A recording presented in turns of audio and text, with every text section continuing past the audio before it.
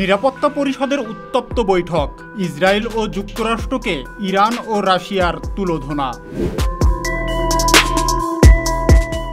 গুরুত্বপূর্ণ পারমাণবিক উপকরণ গোপনে সরিয়েছে ইরান। টার্গেট নির্ধারণে সিসি ক্যামেরা হ্যাক করেছে ইরান, ইসরায়েল জুড়ে সতর্কতা। জাতিসংঘ নিরাপত্তা পরিষদের গতকাল অর্থাৎ শুক্রবারের বৈঠক পরিণত হয়েছিল এক উত্তপ্ত বদানুবাদে।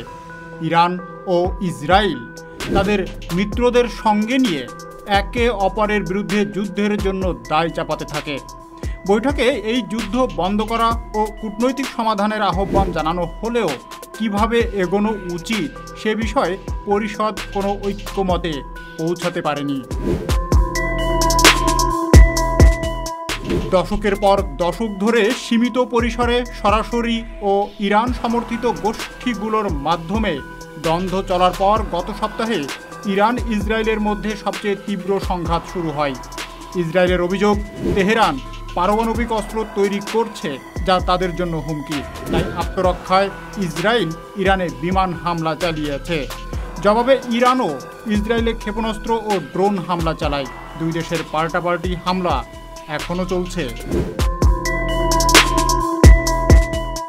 মার্কিন পর্যবেক্ষক সংস্থা institute for the study of war ও ক্রিটিক্যাল থ্রেটস প্রজেক্টস দাবি করেছে ইরান তাদের কিছু পারমাণবিক উপকরণ গোপনে সরিয়েছে। সেগুলো এমন স্থানে সরিয়ে নিয়েছে যেখানে তা ধ্বংস করা কঠিন। শনিবার এই তথ্য জানিয়েছে সংবাদ মাধ্যম আল জাজিরা।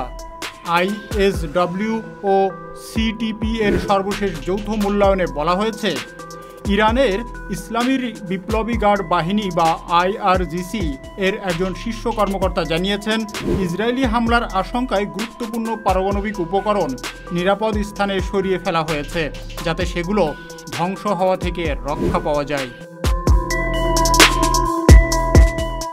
এই কৌশলের উদ্দেশ্য কি তা ব্যাখ্যা করে পর্যবেক্ষকরা বলেন, এর মাধ্যমে ইরান পশ্চিমাদের সামনে এমন একটি বার্তা দিতে চাইছে যে সব পারমাণবিক উপকরণ ধ্বংস করতে চাইলে যুক্তরাষ্ট্র ও ইসরায়েলকে দীর্ঘ, কঠিন এবং হয়তো ব্যর্থ এক অনুসন্ধানে নামতে হবে।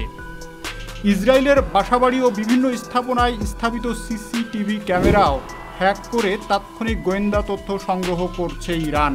এরপর এইসব তথ্য বিশ্লেষণ করে নির্ধারণ করা হচ্ছে সম্ভাব্য হামলার লক্ষ্যবস্তু। এই তথ্য সামনে আসার পর ইসরায়েল জুড়ে ছড়িয়ে পড়েছে নতুন আতঙ্ক। দেশটির সাইবার নিরাপত্তা বিশেষজ্ঞরা বিষয়টি নিয়ে কড়া হুঁশিয়ারি দিয়েছেন। বিশেষজ্ঞদের মতে, বিশ্বব্যাপী ব্যবহৃত অনেক নজরদারি ক্যামেরা দুর্বল পাসওয়ার্ড, পুরনো ফার্মওয়্যার ও ভুল কনফিগারেশনের কারণে সহজেই হ্যাক করা সম্ভব। এই কৌশল অতীতে হামাস ও রাশিয়াও ব্যবহার করেছে বলে জানিয়েছে তারা। সম্প্রতি তেল আবিবে ইরানি ব্যালিস্টিক ক্ষেপণাস্ত্র হামলার পর বিষয়টি আরও গুরুত্ব পাচ্ছে। ইসরায়েলের জাতীয় সাইবার ডিরেক্টরেট সাবেক উপপরিচালক রাফায়েল ফ্রাঙ্কো এক বিবৃতিতে বলেন, গত কয়েকদিন ধরে ইরান ক্যামেরাগুলোর মাধ্যমে ক্ষেপণাস্ত্র হামলার অবস্থান ও ফলাফল বিশ্লেষণ করছে, যাতে ভবিষ্যতে আরও নিখুঁত হামলা চালানো যায়।